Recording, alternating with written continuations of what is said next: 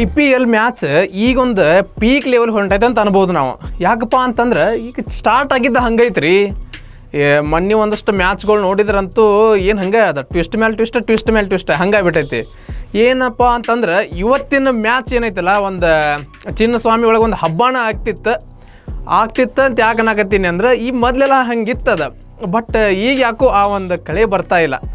ಯಾಕಪ್ಪ ಅಂತಂದರೆ ಇವತ್ತು ಇರೋ ಮ್ಯಾಚ್ ನಾವು ಏನು ಡಿಪೆಂಡಿಂಗ್ ಚಾಂಪಿಯನ್ಸ್ ಅದಾರಲ್ಲ, ನಮ್ಮ RCB ವರ್ಚಸ್ 5 ಸಲ ಕಪ್ ಗೆದ್ದಂಥ CSKದವ್ರು.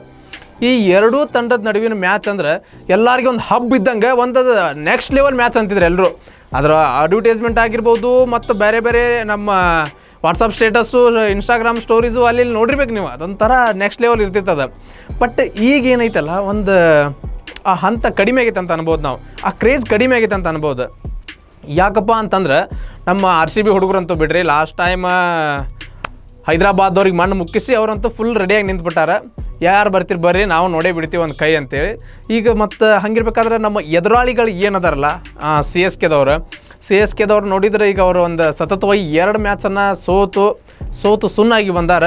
ಆದರೆ ಈ ಮ್ಯಾಚ್ ಒಳಗೆ ಅವರು ಏನೈತಲ್ಲ, ಸತತವಾಗಿ ಹ್ಯಾಟ್ರಿಕ್ ಸೋಲ್ ನಮಗೆ ಬ್ಯಾಡಪ್ಪ, ಆ ಒಂದು ಕಳಿಪೆ ಬ್ಯಾಡ ಅಂತೇಳಿ ಅನ್ನೋ ಒಂದು ರೇಂಜ್ನಾಗ ಇವತ್ತೇನಾರ ಆಗಲಿ ಗೆದ್ದ ಹೊಕ್ಕಿವಿ ಅನ್ನೋ ಒಂದು ರೇಂಜ್ನಾಗ ಅವ್ರು ಬರಾಕತ್ತಾರೆ.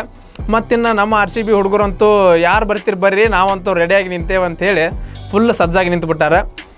ಮತ್ತು ಹಿಂಗಿರ್ಬೇಕಾದ್ರೆ ಒಂದಷ್ಟು ಅಂಕಿಅಂಶ ನೋಡೋದಾದ್ರೆ, ನಮ್ಮ ಈ ಹಿಂದಿನ ಒಂದಷ್ಟು ಮ್ಯಾಚ್ಗಳಲ್ಲಿ ನೋಡೋದಾದ್ರೆ RCB ಮತ್ತು CSK ಇದುವರೆಗೂ ಒಂದು 35 ಸಲ ಎದುರಾಗೈತಿ. ಈ 35 ಸಲ ಎದುರಾದ್ರೆ ಇದ್ರಾಗ CSKದವ್ರು ಬರೋಬ್ಬರಿ 24 ಸಲ ಗೆದ್ದಾರೆ, RCBದವ್ರು ಬರೀ 11 ಸಲ ಗೆದ್ದಾರೆ. ಬರೀ ಹಿಂದೆ ಹೋತು, ಮುಂದೆ ಬರ್ತೈತಿ. ಈಗ ಆ ಹಿಂದಿಂದ ಬಿಟ್ಟು ಬಿಡೋಣ, ಇರಲಿ, ನಂಬರ್ಸ್ ಅಂತೂ ಇರೋದದು, ಏನೋ ಮಾಡಿದ್ರೆ ನಂಬರ್ ಎಂದು ಹೋಗ್ಲಾರ್ದಂಥದ್ದು. ಆದರೆ ಈ ಮುಂದಿಂದ ಏನೈತಲ್ಲ, ಮುಂದೆ ಹೆಂಗೆ ನಡೀತೈತಿ, ಮುಂದಿಂದ ಏನೇನು ನಡ್ಸ್ಕೊಂಡು ಹೋಗ್ಕಾನ ನಮ್ಮ ಕ್ಯಾಪ್ಟನ್ ರಜತ್ ಪಟಿದಾರ್ ಅನ್ನೋದನ್ನು ನೋಡೋಣ. ಇನ್ನು ಅಲ್ಲಿ ಸಂಜು ಸ್ಯಾಮ್ಸನ್ ಮತ್ತು ರುತುರಾಜ್ ಗಾಯಕ್ವಾಡ ಭಾಳ ರೊಚ್ಚಿಗೆದ್ದವರು ಏನೋ ಒಂದು ಪ್ಲ್ಯಾನ್ ಮಾಡ್ಕೊಂಡು ಬರಾಕತ್ತಾರೆ. ಅವ್ರ ಅಸ್ತ್ರ ಅನ್ಬೋದು ನಾವು CSKದವ್ರದ್ದು. ಅದು ಅಸ್ತ್ರ ಬ್ರಹ್ಮಾಸ್ತ್ರನೋ ಮತ್ತು ಬೇರೆ ಅಸ್ತ್ರನೋ ಗೊತ್ತಿಲ್ಲ, ಒಂದು ಅಸ್ತ್ರ ಅನ್ಬೋದು. MS ಧೋನಿ ತಲಾ ಅವ್ರು ಈ ಸಲ ಈ ಮ್ಯಾಚಿಗೆ ಆಡ್ಬೋದು ಅಥವಾ ಆಡ್ಲಿಕ್ಕಿಲ್ಲ, ಅದೊಂದು ಅಷ್ಟೊಂದು ಕನ್ಫರ್ಮ್ ಇಲ್ಲ. ಯಾಕೆಂದರೆ ಈ ಹಿಂದಿನ ಸುದ್ದಿಗಳಲ್ಲೆಲ್ಲ ಒಂದಷ್ಟು 2 ಮ್ಯಾಚ್ ಅವ್ರು ಆಡೋದಿಲ್ಲ, ಆಮೇಲೆ 3ನೇ ಮ್ಯಾಚಿಗೆ ಆಡ್ಬೋದು ಅಂತಿತ್ತು. ನೋಡೋಣ ಏನಾಗುತ್ತೆ ಅಂತೇಳಿ. ಮತ್ತು ಈ ಕಡೆ ನಮ್ಮಲ್ಲಿ ಜೋಶ್ ಹಜಲ್ವುಡ್ ಬರಲ್ವಾ ಅಂತೇಳಿ ಒಂದು ಪ್ರಶ್ನೆ ಐತಿ. ಅವರು ನೋಡೋಣ, ಬಂದ್ರೆ ಒಳ್ಳೆಯದು. ಇಲ್ಲ ಅಂದರೆ ಅವ್ರು ಇನ್ನೂ ಫುಲ್ ಪ್ರಿಪೇರ್ ಆಗಿ 100% ಫುಲ್ ಅವ್ರು ರೆಡಿಯಾಗಿ ಬಂದ್ರೆ ಅದು ಇನ್ನೂ ಭಾಳ ಚಲೋದು. ಅವ್ರು ಏನು ನೆಕ್ಸ್ಟ್ ಮ್ಯಾಚಿಗೆ ಬರಲಿಬೇಕಾರೆ, ಇವತ್ತೇನು ಬರೋದು ಬೇಡ. ಇನ್ನು ಮತ್ತೊಂದು ವಿಚಾರ ಏನಂತಂದ್ರೆ, RCBಗೆ ಆಡ್ಬೇಕಂತೇಳಿ ಅಲ್ಲೊಬ್ಬ ನಮ್ಮ ಹೀರೋ ಕೋರ್ಟ್ ಮೆಟ್ಟಿಲ್ ಏರಿ ನಿಂತಾನ್ರಿ. ಆ ಹೀರೋ ಯಾರಪ್ಪ ಅಂತಂದ್ರೆ ತುಷಾರ್. ನಾವು ಏನು ಶ್ರೀಲಂಕಾದ ವೇಗಿ ನಮ್ಮ RCBಗೆ ಆಡ್ತಿದ್ನಲ್ಲ, ಆ ತುಷಾರ್ ಶ್ರೀಲಂಕಾದ ಒಂದು ಕೋರ್ಟಿನ ಮೆಟ್ಟಿಲು ಏರಿ ನನಗೆ RCBಗೆ ಆಡೋಕೆ ಅವಕಾಶ ಕೊಡ್ರಿ ಅಂತೇಳಿ ಮೆಟ್ಟಿಲೇರಿ ನಿಂತಾರೆ.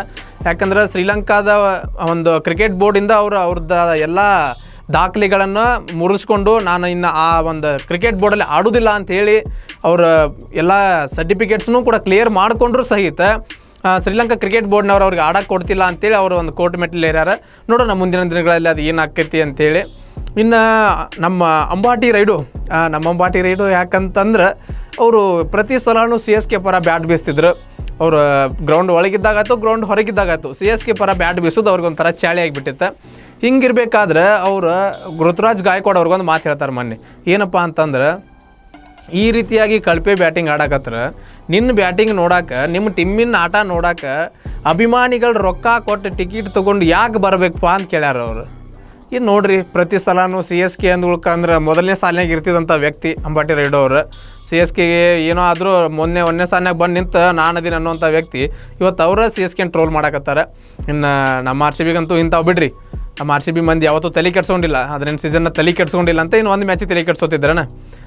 ಮತ್ತು ಇವತ್ತಿನ ಮ್ಯಾಚ್ ಒಳಗೆ ಸಂಭಾವ್ಯ ತಂಡ ನೋಡೋದಾದ್ರೆ ಒಂದು CSK ಮತ್ತು RCB ಪರವಾಗಿ ಯಾರ್ಯಾರು ಕಣಕ್ಕೆ ಇಳಿಬೋದಪ್ಪ ಇವತ್ತಿನ ಮ್ಯಾಚ್ನಾಗ ಅಂತೇಳಿ ನೋಡೋದಾದ್ರೆ, ಇನ್ನು ಚೆನ್ನೈ ಸೂಪರ್ ಕಿಂಗ್ಸ್ ಪರವಾಗಿ ಸಂಜು ಸ್ಯಾಮ್ಸನ್ ಇವರು ಸಾಮಾನ್ಯ wicket keeper, Ruturaj Gaekwad captain ಇರಲೇಬೇಕು, ಆಯುಷ್ ಮಾತ್ರೆ, ಸರ್ಫರಾಜ್ ಖಾನ್, ಶಿವಮ್ ದುಬೆ, ಕಾರ್ತಿಕ್ ಶರ್ಮಾ, ಪ್ರಶಾಂತ್ ವೀರ್, ನೂರ್ ಅಹ್ಮದ್, ಅನ್ಶುಲ್ ಕೊಂಬಾಜೋ, ಮ್ಯಾಟ್ ಹೆನ್ರಿ, ಕಲೀಮ್ ಅಹಮದ್. ಇದು CSK ಪರವಾಗಿ ಇವತ್ತು ಕಣಕ್ಕಿಳಿಯುವಂಥ ಸಂಭಾವ್ಯ ತಂಡ ಆಗೈತಿ. ಇನ್ನು ನಮ್ಮ RCB ಪರವಾಗಿ ಯಾರ್ಯಾರು ಕಣದಾಗಿ ಇರ್ತಾರಂತ ನೋಡೋದಾದ್ರೆ, ವಿರಾಟ್ ಕೊಹ್ಲಿ, ಕಿಂಗ್ ಕೊಹ್ಲಿ ಇರಲೇಬೇಕು.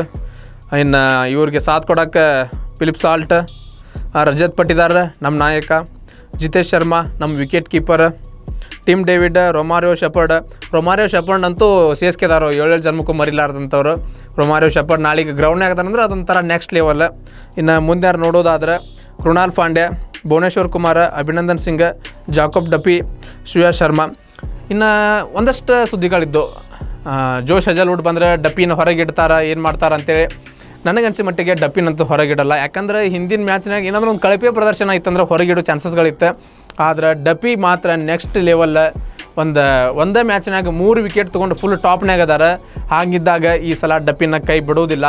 ಇವತ್ತು ಡಪ್ಪಿನ ಆಡಿಸ್ತಾರೆ. ಮತ್ತು ಇನ್ನು ನಮ್ಮ ತಂಡದೊಳಗೆ ಏನೇನು ಈ ಒಂದು ಟಾಸ್ ಆಗೋದ್ರೊಳಗೆ, ಮ್ಯಾಚ್ ಆಗೋದ್ರೊಳಗೆ ಏನೇನು ಬದಲಾವಣೆ ಆಗ್ಬೋದು, ಮತ್ತು ಇವತ್ತಿನ CSK ವರ್ಸಸ್ RCB ಮ್ಯಾಚ್ ಒಳಗೆ ನಮ್ಮ RCB ಎಷ್ಟು ಸ್ಕೋರ್ ಹೊಡಿತೈತಿ ಮತ್ತು ವಿರಾಟ್ ಕೊಹ್ಲಿ ಅವ್ರ ಸ್ಕೋರ್ ಎಷ್ಟು ಆಕೈತಿ ಮತ್ತು ಯಾವ ತಂಡ ಎಷ್ಟು ಅಂತರದಿಂದ ಗೆಲ್ಲತೈತಿ ಅಂಥೇಳಿ ಕಮೆಂಟ್ ಮಾಡಿ ತಿಳಿಸ್ರಿ. ನಮಸ್ಕಾರ.